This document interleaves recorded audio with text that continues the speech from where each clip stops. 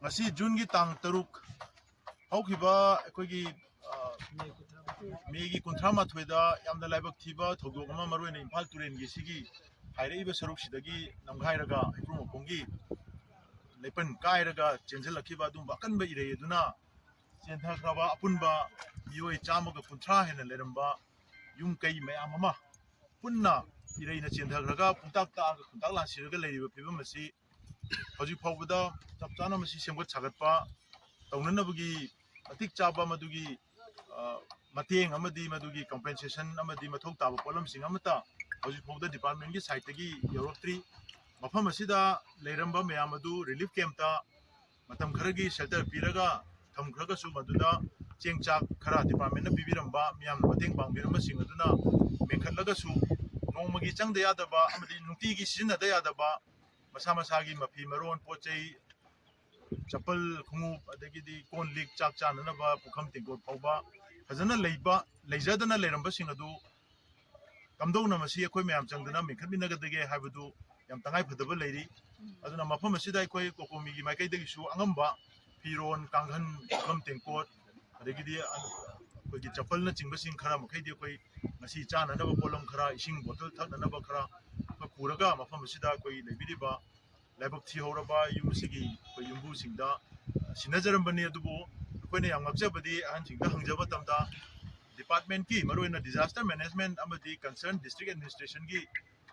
responsible officer ama phobo mafam asida survey to bola amdabase masi madi akoi ngai relief ki camp ta cheng hawai khara piramba dubudi akoi pirame haire adu mafam asida leiriba phibam si masana urakanda mathau taba madugi survey report ama soiba yum sing kai riba mayam asigi magi chaurapa madugi tentative estimated koigi report ama semaga makoina athubada mafam asi redevelop tawnana bagi initiative lohon badu yam tangai phade masi yamna potha na masi sarkar gi administration gi koigi sangba kanda tawbagi mong du tawbi aroi sidi war footing da disaster thokraba imung asing sigina ayung dang nungti gi leliba numicing asiga thari numi kyani sure apta ama hena sujale sibauda sumaina sida tumam jabum khangdana kang marakta khunwai phum lekhom lenang napi singang mayam marak sida sumaina sum leibase masi thuna losenba ngamnana ba akang matamgi manungda department gi mari lenaba mi singla akanda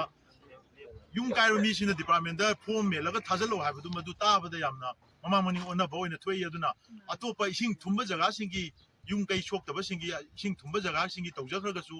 sumaina yung kai pura kokthokhraba mafam sida leiriba mi singa sina amuk form melaga dc da la thajan bai base masi yamna kogi mioi bagi minungsi yaudaba mioi bagi magi humanitarian oiba respect to district administration da mami tadabagi mami takidore ana madung report asi thokdana bai damakta tangai phodana nong nini si manungda hayeng phobada koi mari lenaba department gi official singdi la akanda mafam asigi chap chaba magi stock report ama lobira kanda madu concerned authority da thamakanda athubada masi priority basis ta thabok paikhanana ba yung kai singa si saba hongnana ba mari yumpham singa ji phajana leveling toroga sida chairiba kolimi aje phajana singdo kanda hygienic oina lehiba ngamnana bagi thorang tobiu masidagi leina tina khorokpa yawe khudong chadaba mayam su leiribani arpunama se athubada thaw paikhat piwa aduna kokomi gi makai degi yam seriously akoi district administration gi mafam da thamjari